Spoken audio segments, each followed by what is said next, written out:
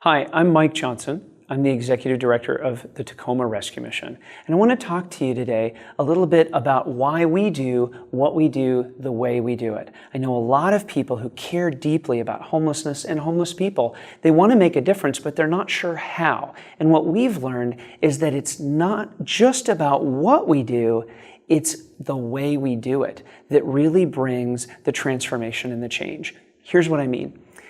Most people that we're working with are telling us that they've been through the ringer from a pretty early age. A bunch of learning came out from the Centers for Disease Control in 2004 about the impact that childhood abuse and trauma and neglect have on kids and their ability to do well in school, but more importantly, their ability to form healthy and loving connections with other people.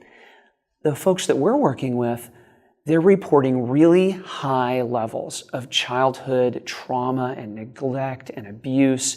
And what we're seeing is that that's impacted their ability to grow up into healthy adults that have gone on and launched in life. What's needed isn't just resources and help. What's needed isn't just discipline and life skills. What's needed is something deeper for real transformation and change to happen. Jesus was asked what the greatest commandment is, that thing that God wants for people more than any other thing. And Jesus' answer was love, that we would love God with everything that makes us us and love our neighbors as ourselves. We were made to connect with each other and to connect with God in healthy, life-giving ways. Modern research has discovered that our brains are actually wired for that. It shouldn't surprise us. The outer part of your brain is called the cortex.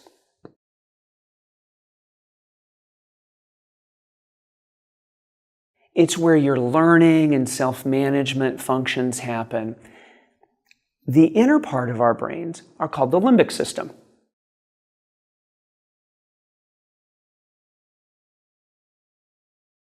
It's where attachment and survival happens. And the reason that our survival functions are in the same place as our attachment functions is because attachment is a survival function. Jesus was asked, what's the one thing people need more than any other thing? And his answer was to love each other and to be loved by each other and to do that in the context of loving God. We're made to need each other and to be blessed by each other. When that's not available for kids, they get unwell. And worse, when our attachment figures, the people we're supposed to connect to, they actually become threats to our survival, either just through simple neglect. They don't have it there. They're struggling with their own substance use disorders or things like that. Or worse, they're actually abusive. Then those survival functions, they get pitted against our attachment functions. And that poor little kid's brain just gets so stressed out. When that stress happens, our bodies put out something called cortisol. Cortisol is meant to sort of get in the way of this part of our brains so that all of our thinking power can get sent into the survival functions in our limbic system. But what that means for kids growing up in difficult families is they're going to school with half their learning parts and self-management parts of their brain shut off. They go home and they experience a tough life that's teaching them that the world is a difficult place and they're just worthless people or else why should they be treated that way? Then they go to school and they're struggling at school because half their learning is turned off and they're getting more in trouble because half their self-management is turned off through no fault of their own. And then their school experience is teaching them, yeah, you probably are worthless and you're just messed up and damaged goods. Our folks' average age of starting to use alcohol as a coping measure in their life is 12 years old. Imagine being a 12-year-old and coming to the conclusion that the only way to get through life is to become a regular drinker.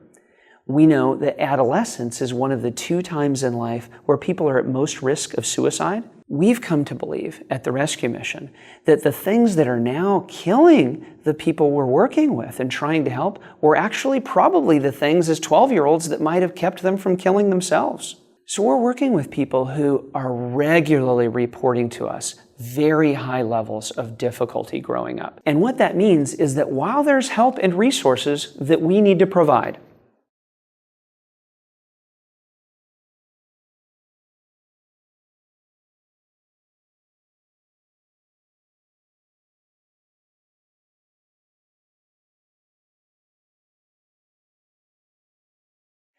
And while there is work that only the individual in need can do,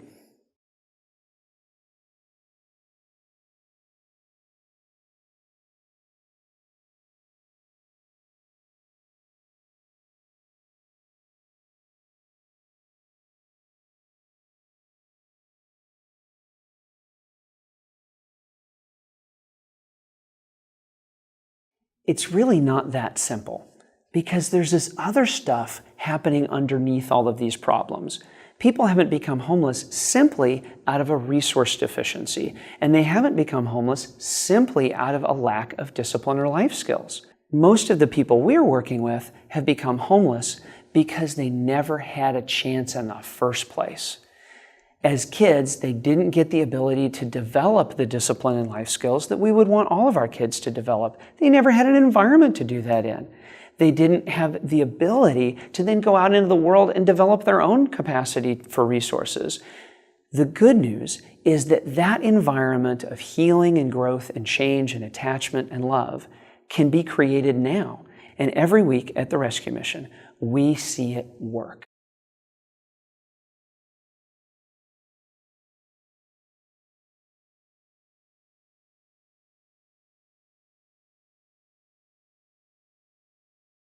If inadequate or bad relationships was how we got into the problem in the first place, the real solution is going to be loving relationships.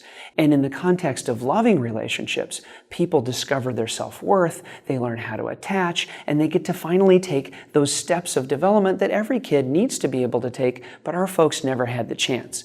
So, what we've learned about the way that we bring help and resources and the way that we help people pursue discipline and life skills is really like this.